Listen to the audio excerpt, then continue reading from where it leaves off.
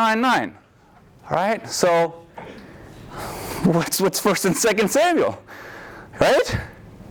They're quoting from Zechariah 9:9. So why would we bother to look elsewhere? Good question.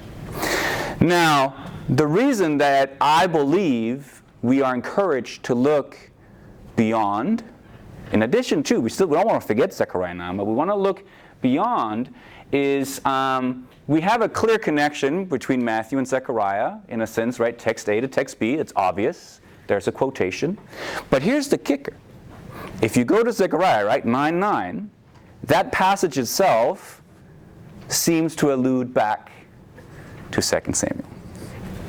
2 Samuel. In a sense, right, so Matthew, so let's move on, right? Matthew here, A, quoting from another text, B, Zechariah 9:9. But then that text itself is not an island, right? It's not just writing in a vacuum. That text itself seems to, again, point us on to text C, which is 2 Samuel. Now, this is, in a sense, right, Matthew invites us to consider Zechariah 9:9, but then Zechariah 9:9 in itself prompts us to look further onto Samuel 16, and I think we ought to take that seriously. Right? So part of my research is focused on, it's a literary study, right? And so this is what people do in general in literature.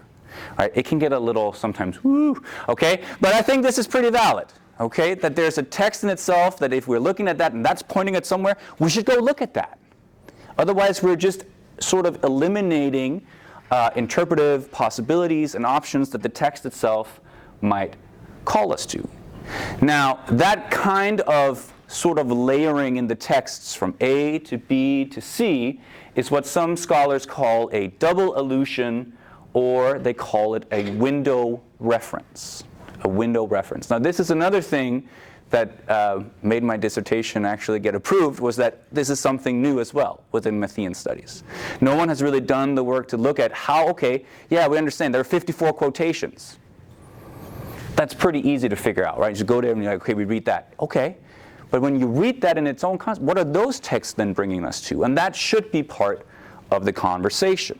Should be part of the conversation. Now, I prefer to call that kind of literary relationship, I prefer to call it a window reference. Okay? Double allusions, because sometimes you can have maybe one quotation here and one quotation here, and they're kind of the same. Is that what you mean by a double allusion? Why talk about a window reference? And I have an illustration that I hope might be helpful. Okay? This is a photo taken by my uncle. Okay, his name is Mike, and that's how you actually spell my last name, but English doesn't have that letter, so that's O-E. Okay, just so you know. Also, the picture is actually from my hometown in Denmark. Okay, and it's from the harbor area. This is a Christmas market booth. You know, you can go get some like waffles and some cider, whatever else, right? And so on our frame here, right, on our medium, we have a reference to this desk, this booth, to the waffles, right? But that picture in itself has what? Not a window here, it's a door, right? A doorway, but an opening that points our eyes where?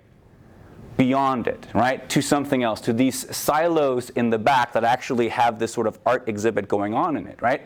But my point is that I hope this helps, right? Just as Matthew can draw us to this thing, right? Yeah, we want to look at this. This is obvious. This is Zechariah 9:9.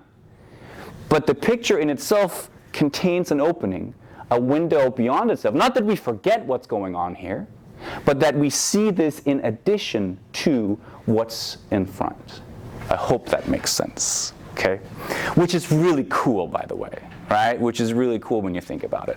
And you can even do it, there are some suggestions, right? You could even have another layer, right, if things are lining up. But those are the kind of cool things and fun things that I got to deal with in my dissertation. And it's super exciting because it just shows you, right?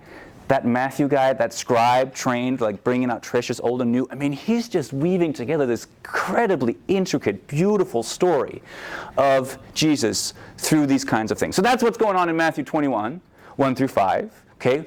A clear one-step allusion to Zechariah 9:9, which then in itself points us back to 2 Samuel. Right? So we're encouraged, you are encouraged, to look deeply into the Scriptures. Deeply. That's the invitation. That's what we love to do here at Vanguard. That's what I love doing, right? To get you to look deeply into the scriptures.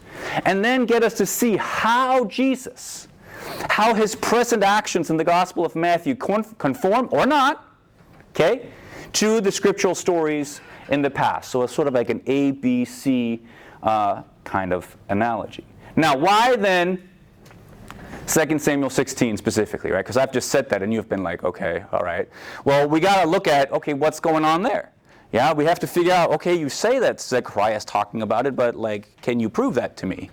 Well, I might not be able to prove it to you, but I do hope to at least make a persuasive case for it. Now, remember that in the triumphal entry, okay, Jesus is being hailed as the Son of David. Now that's important because that title, I would argue, and other people argue, if you call someone Son of David, here's just where people's minds go. They go to David and Solomon. Those are the two guys that title brings your attention to. Okay, so we're already just Hosanna, right? Son of David.